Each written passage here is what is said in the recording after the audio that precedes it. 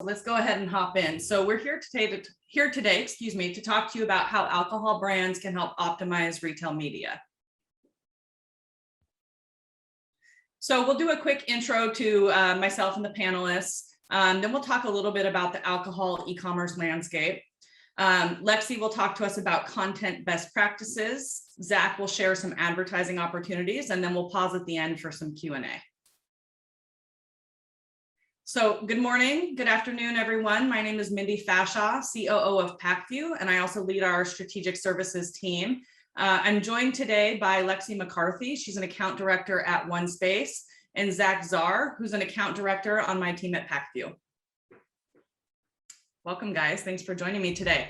So for those of you who don't know about PackView, PackView is an enterprise platform for brands, sellers, and agencies to manage their e-commerce advertising by combining holistic performance data with recommended actions. And OneSpace, we are a digital shelf agency focused on creating best-in-class content to really help brands like you guys perform better, improve your visibility and your conversion across multiple e-com channels. Great, so let's dive in with an introduction to Instacart. So if you've never shopped on Instacart before, I just want to explain how the shopping experience works. So you can either log in online or you can use the Instacart app. And when you log in, you select a store near you. So you're not doing a broad search across different stores. You actually have to pick the store/retailer that you would like to purchase from. And then most consumers start their shopping journey with search. So that's where you type a search keyword such as tequila, vodka into the search bar. And then the other option for shopping is to browse. So, Instacart has different category nodes that you can click into, alcohol being one of them. And that's where consumers start to start their product discovery journey.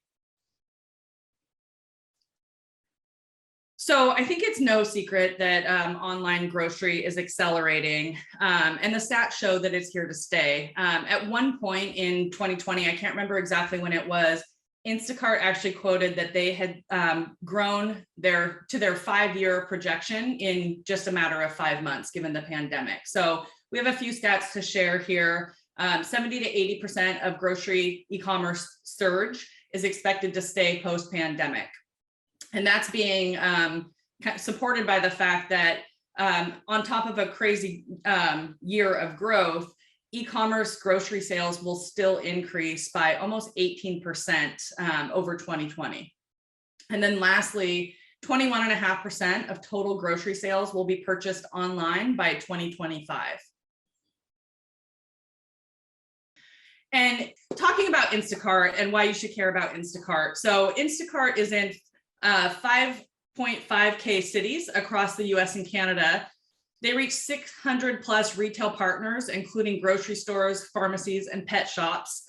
They have access to over 500 million products available to shop across the catalog, 40,000 plus store locations, and also the ability to reach 85% of US households. So this chart on the right here shows the change or growth in expanded consumer behavior prior to the pandemic. So from 2014 to 2019, it's a little bit confusing, but if you just look at the colored bars, it shows basically how many consumers. So if you look at the top right, what percent were buying in store in 2014 versus in store in 2019. So you see about a 6-point increase there. But looking more at the newer fulfillment model, so buying online and having it shipped to your house or buying online and pick up in store, that's where we're seeing a lot of growth in consumer behavior and willingness to try new shopping options, essentially. So 2021 shopping habits, we are right now where we are in 2021 is where we expected them to be in 2025. And that goes back to my comment earlier that Instacart, had grown to their 5-year projections in 5 months in 2020. And today we're more driven by values and purpose and not just product or price. Obviously, the pandemic has, reset the way we think about our lives, and we're willing to try, new experiences that create more value and purpose in our lives. And then, you know, the behavior will continuously shift from in-store to buy online and pick up in store and delivery. And just to call something out here, this is the first time I've seen this acronym. I don't know if it's BOPUS, but I don't think that's one I will be adopting. Okay, so next, let's look at the alcohol e-com landscape. So on the left side here, you see a quote from Jason Del Rey. The year of shopping changed forever. When we look back at 2020 in the business world, we'll remember it as the year that online shopping stopped being the future of retail and became the present. I have to say, for me, this really hits home. I love this quote. I've grown up in the e-commerce industry. I've always obviously seen the growth potential. And it's just really exciting that, you know, the world is kind of catching up to the capabilities.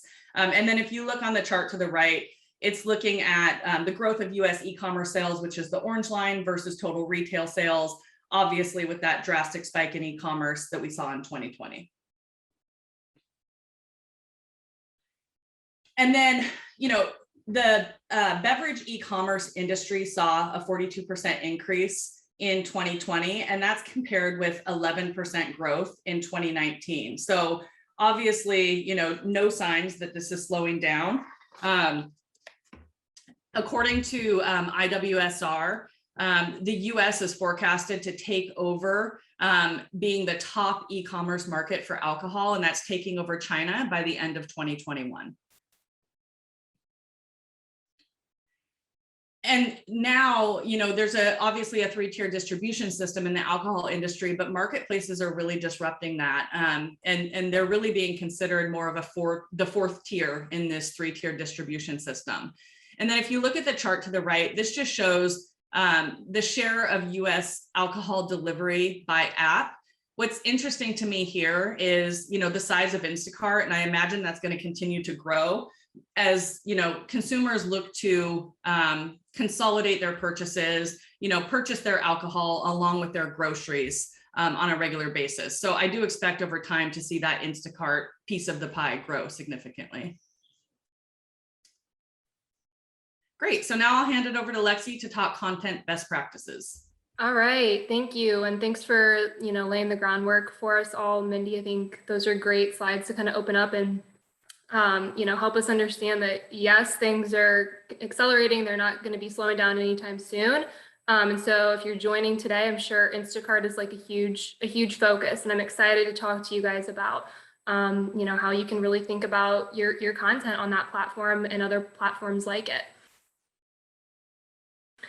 So, you know, if you are on this call, chances are you are either already investing, you know, some money into Instacart ads, or you're thinking about it. And I think before you go and spend a ton of money doing that and making sure that you're showing up in all of these consumer searches and really driving people to your product page, it's very important to take a step back and consider, what am I putting in front of my consumers? What does my product page actually look like?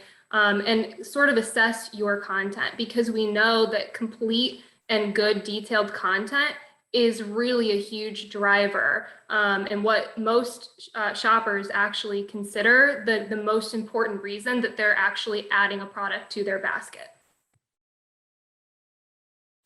And before we get too far in the weeds here, you'll probably hear me drop an acronym, which is PDP. You might be familiar with that term, but if you're not, that just stands for product detail page. So a product detail page is really where all of the content and data that you are being asked to submit to retailers, where that all sort of converges and displays. So if you search for beer on Instacart and you click on a product, that page has, you know, it's going to have things like your title, your description, your bullet points, your image carousels, where everything sort of comes together so that your shopper can learn more about your product before they decide to purchase it or not. And, it's really important because, of course, the primary goal is to get somebody to actually add your product to their basket. And the PDP offers such opportunity for you to be able to merchandise your product to your shopper. So the way that we think about it is, how can we sort of replicate, if not go beyond, the in-store shopping experience? And really, we do that through content. And that's what, we'll get into here today. And just so that everybody, we've got everyone's attention, there is absolutely reason to, think about your content and care about your content and invest in it, because we do know that when brands focus on content and kind of make sure that it's meeting category bestseller standards, huge sales lifts are associated with that. All right, so I'm going to take you guys through what we kind of consider 4 really great optimization tactics. And I would say that these are sort of in order of importance. So if you have limited resources internally and you are really just at the beginning of your e-commerce content journey, I would think about these in order of, the way that I'm going to talk about them. But first, we'll kind of start out talking about keywords and how you can use those to really make sure that you're visible to consumers. I think that's the most important thing, making sure that you're showing up in search. Zach's going to talk about how you can do that through, of course, paid advertising, but this is really focused on how you can do that organically. Then we'll talk a little bit about hero images, merchandising also with the rest of your image carousel, and then a little bonus at the end, we'll talk about some seasonal opportunities. So the first thing I want to talk about is where you can actually find keywords. And there are a few sources that you can get your keywords from. Probably the most accessible, easiest place to start is through advertising platforms like PackView, if you're using that, or just directly within a retailer's advertising platform. A little bit more manual way to do it would be to actually go onto a retailer site. If you start to type a word in the search bar, the retailer is going to drop down some suggested terms, and those are typically very high volume terms that a lot of people are clicking on. So that can give you some ideas as well. And then, of course, there are also products like OneSpace where we offer retailer specific keyword data all sort of in one location. And so keywords, obviously, they're important because, like I mentioned, they help your product, be found on retailer platforms. But there are absolutely purposes and reasons to look at keyword data beyond that. And I think a big one is that they're just sort of an insight into what your consumer wants in your category. So as you start to look at this keyword data, you're gonna find interesting things. Like if I look at the slide here, I see organic beer. You can start to dig in and understand the volume and the trends and things like that, and potentially even use this data to understand how you should, not only be communicating to your shoppers, but potentially be innovating your portfolio. And so once you do start to look at keyword data, there's going to be a lot of it. Hopefully you can kind of look at it in a categorized manner, but not every keyword is going to be relevant, of course, for every single product. And even the ones that are, you might want to be a little bit more strategic about it so that you're not totally cannibalizing your products, right? So there is sort of a manual mapping exercise needed where you'll want to go through and figure out which keywords you want to try and win for some of your most important products, and then sort of map them to those products. And from there, it's just about incorporating that into your actual written content. So the title is going to be the most important place to focus on. Typically within retailer algorithms, that's what carries the most weight. You want to put your most important keyword or keywords there, but your description, your bullet points are a really great opportunity to fit keywords into.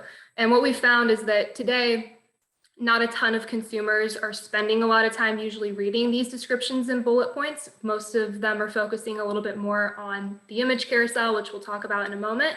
But that doesn't mean that this isn't an important place to focus on.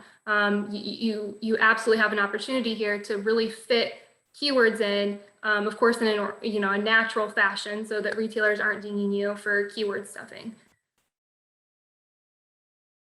All right, so shifting gears a little bit from keywords, and now let's talk about hero images. And so if hero image may be a new term to you as well, that is just a term used to describe that main image that you see in a search results page. It's that first image in your product's carousel. And so really optimized hero images, especially in the beverage alcohol space, are what can help you win that click. So once you've figured out your keyword strategy and you're making sure that you're showing up in the right searches, either organically or through paid means, it's about how do I actually get my shopper to click on my product? And a hero image is a great way to do that, because especially in your category, where there are tall bottle shots and they're having to be shrunk down, it's really hard for shoppers to kind of read that full label sometimes. So adding additional elements, the product name, the varietal, if it's a wine, a flavor, and really merchandising a little bit further can help you sort of stand out and encourage a shopper to click on your product. And we have done some pretty extensive testing in this space with some of our clients. So wanted to share with you guys today just a quick case study that we recently did with a popular whiskey brand, where results were very positive.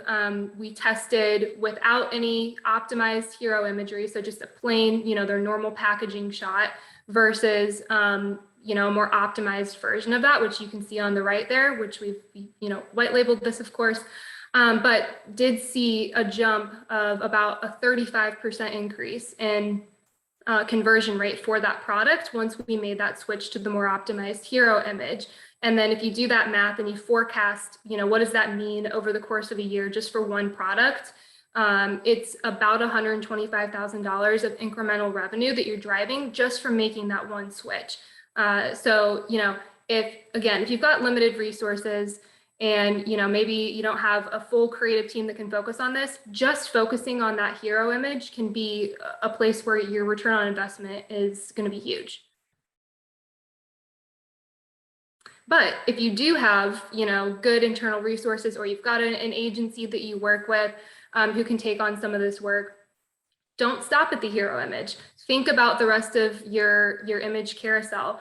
And I think on Instacart, I think it's usually up to 8 images that brands are able to supply and publish on there.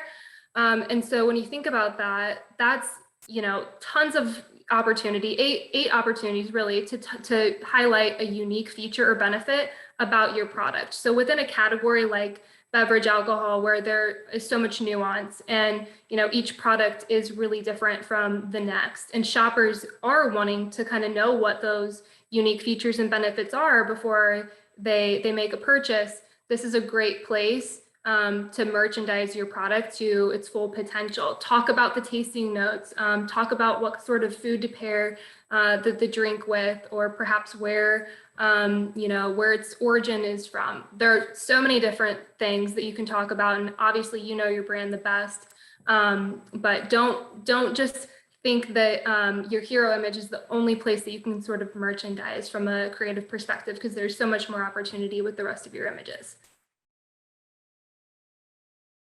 And then this is, like I said, sort of a little bit of a bonus. If you are still in sort of that foundational stage and you're really just trying to get some content up on the page, don't try and think about changing it out seasonally. But some of the brands we work with who are really ready to take the next step and looking for places to innovate beyond just that evergreen sort of content that always lives on the page, updating content on a seasonal basis can be a really effective tactic to stay relevant with your consumer and continue to inspire them as seasons change.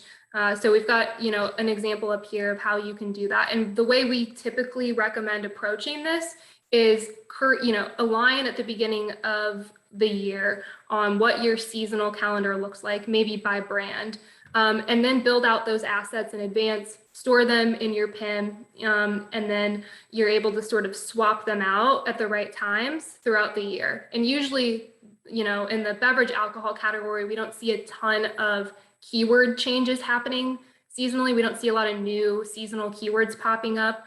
But the image carousel is usually the best place to focus your efforts if you're going to make a seasonal change. It's a little easier and a little quicker.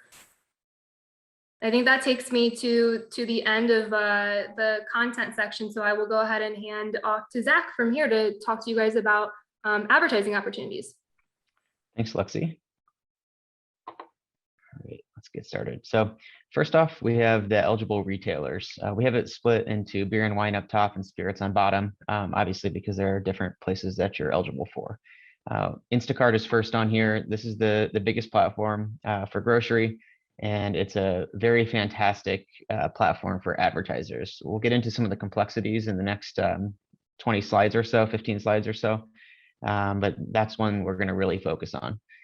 I think first off, when we start talking about alcohol, we're going to say that every state handles things very differently from the retailer and supplier relationship perspective. But the exciting thing is over the last couple of years, we've gotten to the point where over 40 million US households are able to be reached across more than 20 states via Instacart specifically. GoPuff and Drizzly are expanding pretty rapidly as well. So we're reaching a very large portion of the US. Earlier, Mindy mentioned 85%, I think, is the stat that they gave of households. So that puts us in a pretty good position scale-wise. And then from an Instacart specific perspective, sorry, one more thing, was that Instacart doesn't have to have a liquor license. So they work as partners with the retailers, and this allows them to sell alcohol with limited issues for starting new locations or anything like that. It's a pretty smooth adoption process. Awesome. So in terms of scale, I want to just show first here beer and wine. Citrus Ads is one of the bigger ad platforms, one of the two that allows alcohol to be advertised. And they have some pretty nice benchmarks here. 35% conversion rate compares pretty favorably to the e-commerce, overall e-commerce portfolio. And then also a 300 to 400% average ROAS, which if you are familiar with Amazon or other e-com places, this would be $3 to $4 return. Seeing the percentages is very strange for me, so that throws me off. But that's a really healthy, very sustainable dollar amount to be investing. So we love to see a healthy return, and that's across all of the Citrus Ads locations. And in terms of Instacart, you really can make a very large increase in your total portfolio. One of the large wine companies that uses PackView saw a 26% increase in their total sales using featured products on Instacart, which currently is the only self-service advertising opportunity on Instacart. And next for spirits. So spirits are a little bit more limited in terms of platforms. However, the scale is very good there as well with Instacart in particular. One leading spirits company saw a 77% increase in total sales. I do have to pause and say I love the picture there, the content, and this is so pretty. And it is 12:30, but I would definitely use a drink of that. And then in terms of cost, it's very affordable on Drizzly in particular. And then same on Instacart. We don't have the benchmark there, but Drizzly is under $2.75, which is again very affordable considering the price point of most of these items. So how do you make sure that your brands are visible? And this is obviously from an advertiser perspective, we want to be at top of search, particularly on Instacart. You see in the image there, the first row is going to be featured. And this means it's kind of a pay to play position. So the way that you get this prime shelf space is by bidding on a per click basis. On Instacart, 90% of purchases begin with search, and they also have a really healthy browse business. So you may be able to spend up to 50% or so of your advertising on the browse based placements, but most of it is going to be coming via search. Which is why advertising, building out your strategy appropriately is very important to make sure you appear on these top keywords, similar to what Lexi mentioned on the organic side. And then the last little bullet on here is 80% of clicks are from the first page of search results. So if your products aren't on the first page, it's extremely important that you do pay to play, particularly when products are launched, or if you're maybe on page 2, paying to increase the sales on a specific keyword will improve your organic ranking. Getting you on page 1 is a really big deal from an organic perspective. And so in terms of what can you do from a promotional standpoint, so first we have featured products on here, also known as FP. This is the only portion that's self-service currently, broadly speaking. The hero banner, which we'll go into a better view of this in a couple slides. This is coming to self-service soon and is currently in beta test with a lot of alcohol brands. So this is going to be expanding to everybody here in the October timeframe, but for now you may not have that self-service capability. And then for coupons and delivery promotions, those are owned by the retailers within the alcohol space. So this is what the featured products look like within search. When you search a specific keyword, Mindy mentioned that you first go to the retailer you'd like, you search for a product in some format, whether it's a brand agnostic or brand specific. You'll see very similar results here, which is going to be some number of featured products at the start of the page and then organic listings mixed in with more featured products after. Next is on the product detail page. You'll see competitor products as well as branded products located below the main imagery, the main kind of the meat of the PDP. So there's a lot of placements close to point of sale as well.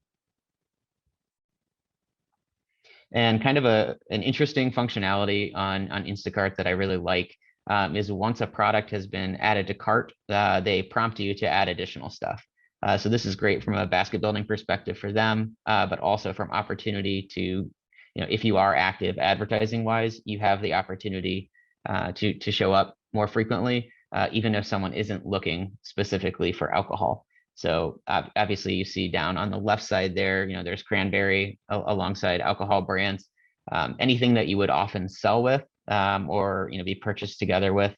Instacart is a great place to advertise, kind of to cross-sell to people who are purchasing similar stuff. And then we mentioned the hero banner as well. This one is self-service beginning in October. It's a really nice branded visual. This is a little bit more like on the creative side, something that they hadn't had self-service on Instacart before. If you're familiar with Amazon, this would be similar to a sponsored brand ad. But this is an exciting update for them. It's kind of it really significantly expanding the customizable portion of advertising. So we're really excited to get this rolled out to the general advertising audience. Awesome. So here we're going to go through 5 tips for getting started on Instacart from an advertising perspective. If you're already advertising there, hopefully it's still helpful to kind of talk through some of the best practices from an advertising point of view. So first is understanding what makes Instacart unique. So they have something that I think the best way to phrase it is dual function targeting. So every campaign has both automatic and manual targeting. So you are bidding, you're setting a bid at an ad group level, which means for any group of products that you have chosen to group together, you have a default bid here. This goes for any browse placement, you will appear there. So if someone is just cycling through a particular category, your products pop up there based on that bid. And at the same time, you have manual keywords that you're choosing to bid on and setting the bids there. And so that portion is obviously very manual and controlled. This is unique versus other advertising locations, which are normally either one or the other. And then the second on here is that it's a second price auction. From an advertiser perspective, this is very favorable. It allows you to increase your bids to as high as you're willing to pay, but not forcing you to bid yourself up. So if you're bidding $3, you're basically just going to pay right above what the next highest bidder pays. If that's 50 cents or $1, then you do get to pay the lower price. Much more favorable versus first price, where you have to be very controlled. It's kind of it's more difficult to scale up on a first price auction model. And then last is that Instacart is exact match only. So if you're familiar with other advertising platforms, you're able to do phrase or broad match. Instacart is exact, so you need to make sure you account for common misspellings, for any variants of keywords.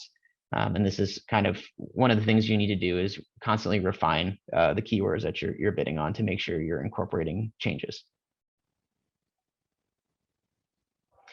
This one is about how you should structure your campaigns.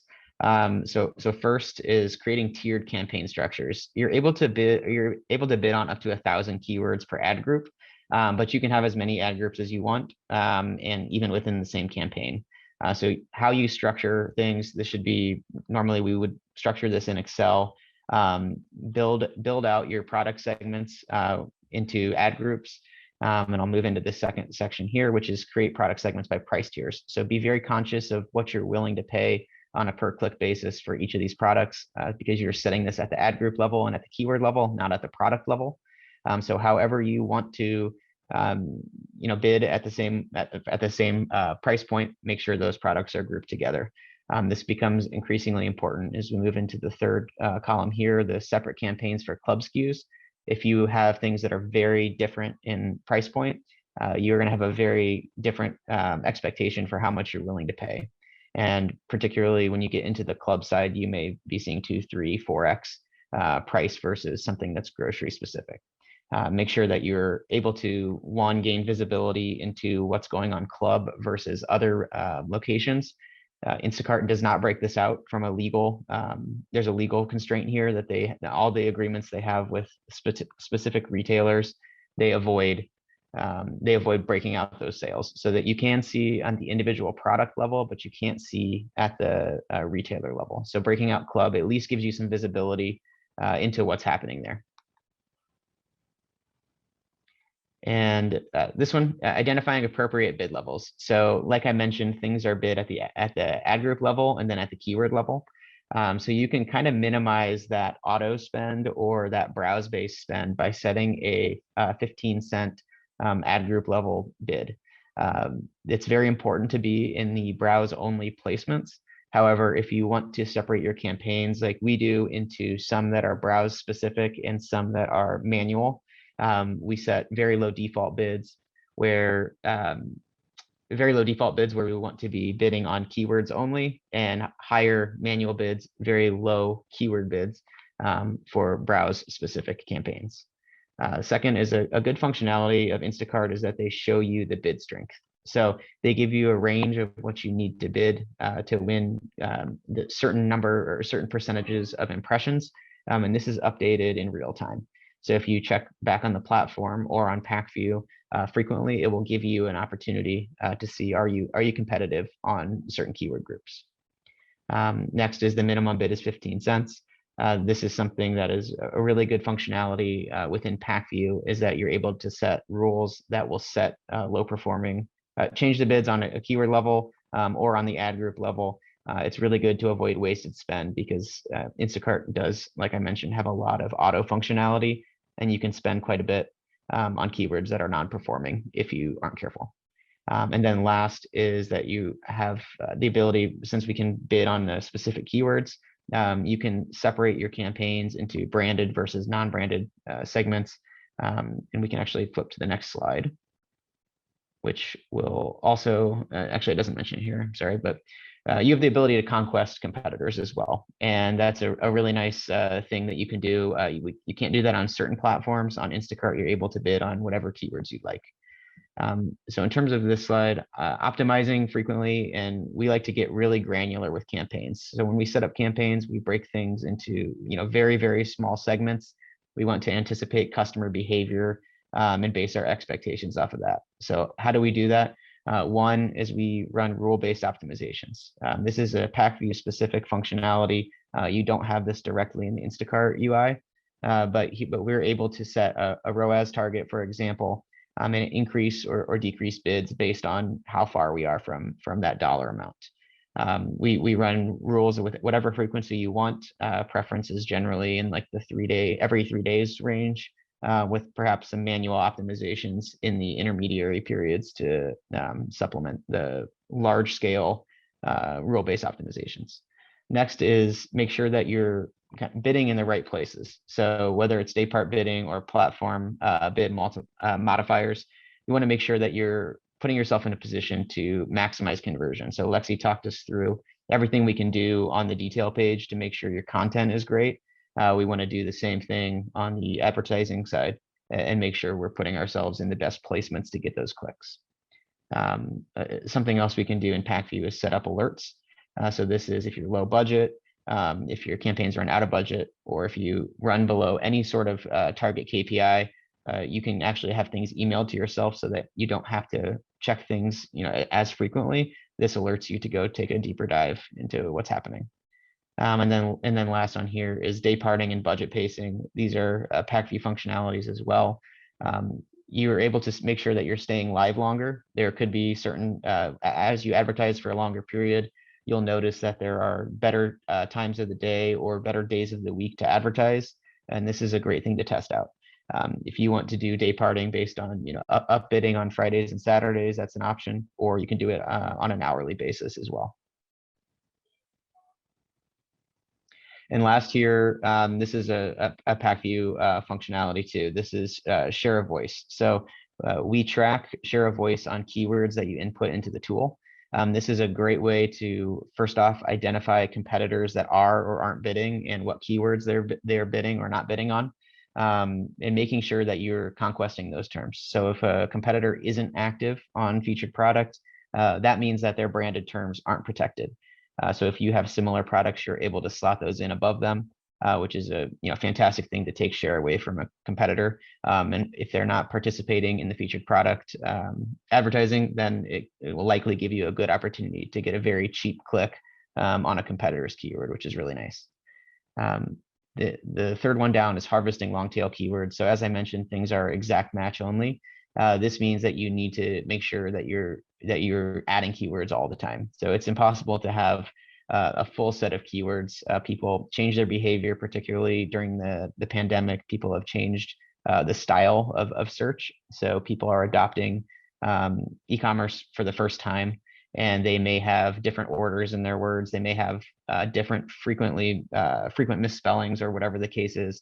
So make sure that you're using technology to harvest long tail keywords and adding these back in often. And last is, this really just has to go to where you're winning. Winning the placements at the top of page is really important. The earlier slides mentioned that 80-90% of clicks and sales are coming from page one. Making sure that your top of page one is even more important once you're there. This is where you're going to really drive scale for your business on Instacart.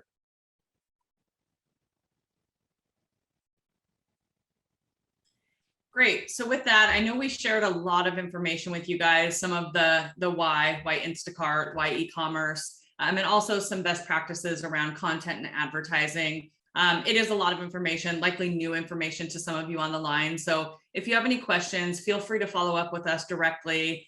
We have our contact information for PackView here. Obviously, we'll help with the advertising piece. And then if you have any content questions, feel free to reach out to Lexi directly at OneSpace.